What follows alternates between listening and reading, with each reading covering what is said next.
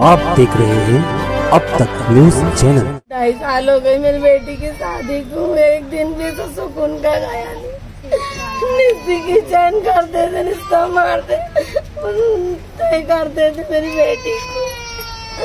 रात को भी बहुत झगड़े हुए थे। मेरी बेटी को ऐसे मारा, ऐसे बता रही अम्मा खून निकालना, देखना अम्मा मेरे को। मैंने जान दे बेटा, संसार में होते रहता। वो जुबेर भी, हारिस भी, रानी भी, सारे का सारे बोल रहे थे उसको। क्या कैसी डेकरी बोले, चिनार चौधरी नासिर तो उठ गए बोले मेरे बेटे के शादी की वीडियो कैसे देख रहे थे। रोको मत बोल। अच्छे से बोल जा सुबह क्या हुआ? सुबह तुम गए तो क्या हुआ? सुबह में मेरा फोन आया, बोले मानी बोले ना आप दरवाजा नहीं खोली। बोले तुम दरवाजा खोले ना, क्या होगा उसको?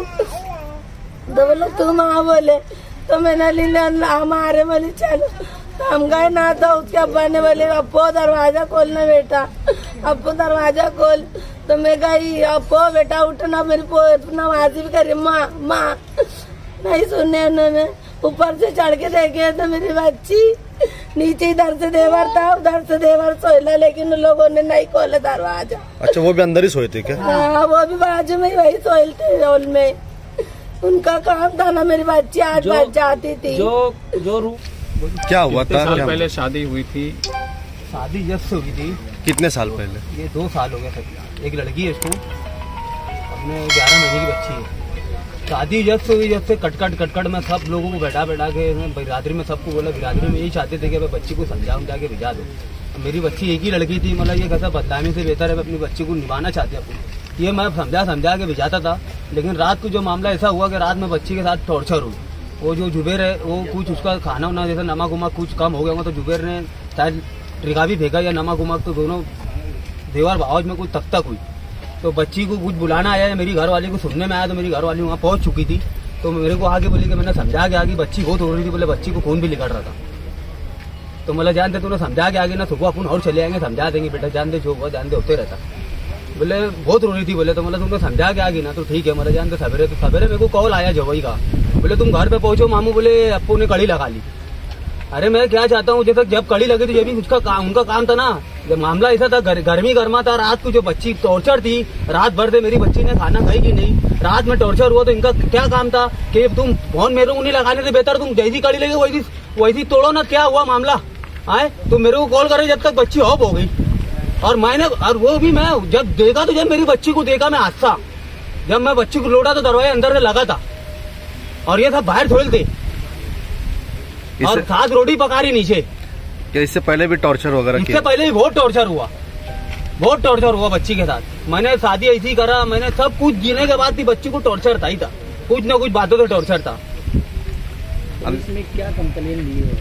वही बच्ची को जो टॉर्चर देता था उनके नाम की कंप्लेंट देती है। क्या नाम है? जैसे जो ननन सास जो भी तकलीफ थी, ये जो अपना नूरू नापा थी, जैसे बच्ची के पीछे लगती थी, ये सब बाहर रहते थे। उसके बाद जो रात का जो हादसा हुआ, तो मैंने मेरी घरवाली को बोला, जो तेरे सामने जिन्हें उसको बोला, उनका सबका नाम बोल दिया।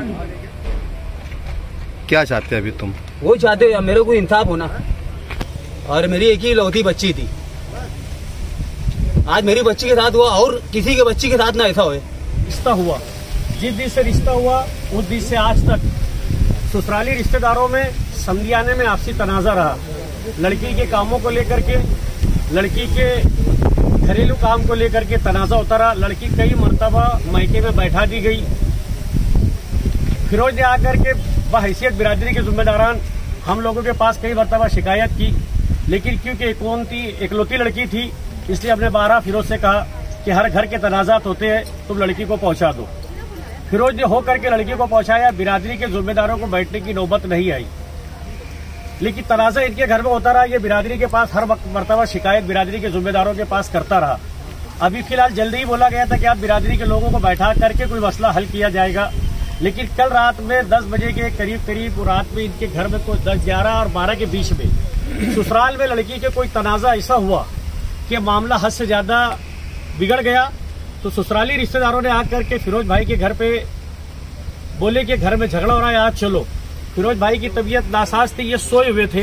इनकी मकान वाली समझियाने में गई, लड़की को वहीं पर समझा दी, क्योंकि बार बार लड़की को घर पर लाने से गली में और रिश्तेदारी में बदनामी होती थी कि 8-10 दिन में बच्ची क्यों घर पर आ जाती। इसलिए इनका कहना था कि बच्ची ससुराल में रहे, संसार करे तो बेहतर है।